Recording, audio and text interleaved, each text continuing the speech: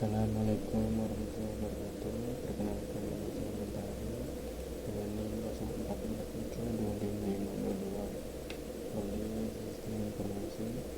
Di sini saya akan mencoba kelas 1 Pancasila dengan judul pelajaran dari sejarah. Pelajaran dari sejarah Pancasila bagi generasi muda.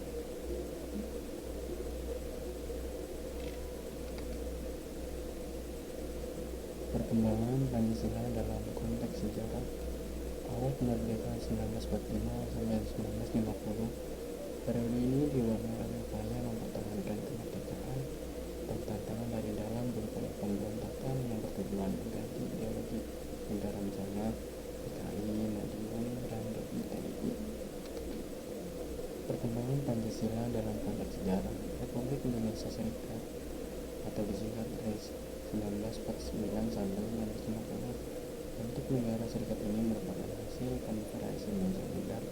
Meskipun Pancasila tetap diakui, sistem ketatanegaraan yang liberal dan federasi bertentangan dengan prinsip persatuan Indonesia yang utuh. Perkembangan Pancasila dalam konteks sejarah. Demokrasi terpimpin 1959 sampai 1966. Setelah dekret Presiden 1999, Presiden Soekarno berkuasa penuh. Pancasila diideologisasi namun cenderung ditafsirkan sesuai kepentingan kekuasaan. Konsep yang Sabtom. Puncaknya adalah tragedi G30S Bali. Perkembangan Pancasila dalam konteks sejarah. Orde Baru 1966 sampai 1998. Pemerintahan Soeharto menjadikan Pancasila sebagai asas tunggal bagi organisasi politik dan masyarakat melalui program kehidupan.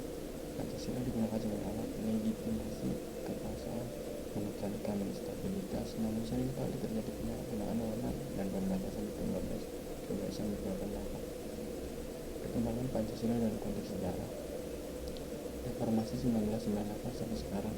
Era ini membawa semangat pembaruan untuk mengembalikan Pancasila pada fungsi kedudukan yang murni. Tuntutan agar Pancasila ditegakkan secara konsisten, tidak hanya simbol serta perlunya adaptasi dengan perkembangan zaman dan tuntutan demokrasi. Fokus peristiwa penting Pancasila pada masa Orde Baru. Masa Orde Baru ini di bawah kepemimpinan Presiden Soeharto memiliki visi melaksanakan Pancasila Undang-Undang 1945 secara murni dan konsekuen dengan fokus utama pada stabilitas politik dan pembangunan ekonomi.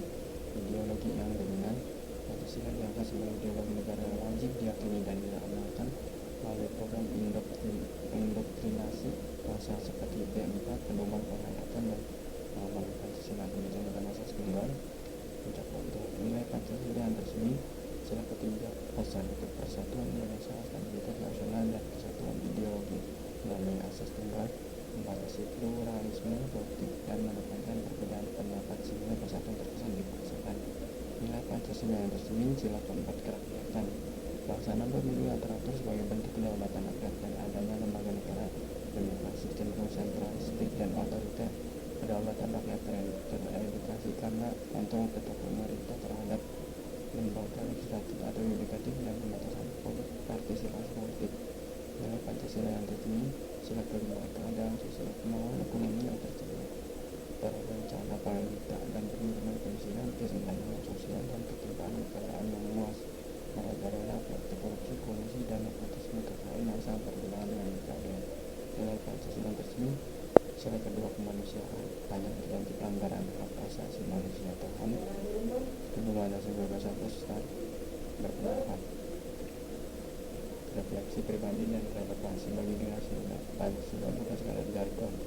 Generasi muda harus belajar bahwa Pancasila yang benar adalah Pancasila yang hidup dalam tindakan dan kebijakan, bukan hanya sekedar diucapkan atau diwajibkan dalam penataran. Penggunaan Pancasila sebagai alat kekuasaan atau pembenaran otoritarisme adalah pengkhianatan terhadap nilai luhurnya.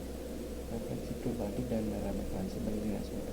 Kritis dan berani bersuara. Kita harus kritis terhadap setiap kebijakan atau praktik yang mengatasnamakan Pancasila, tetapi justru menindas keadilan, melakukan refleksi atau membatas demokrasi. Ketakutan untuk bersuara di masa lalu mengakibatkan penyimpangan yang berlangsung puluhan tahun.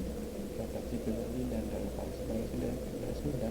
Menghargai pluralisme nilai Pancasila yang menghendaki persatuan dan keberagaman, memaksakan penafsiran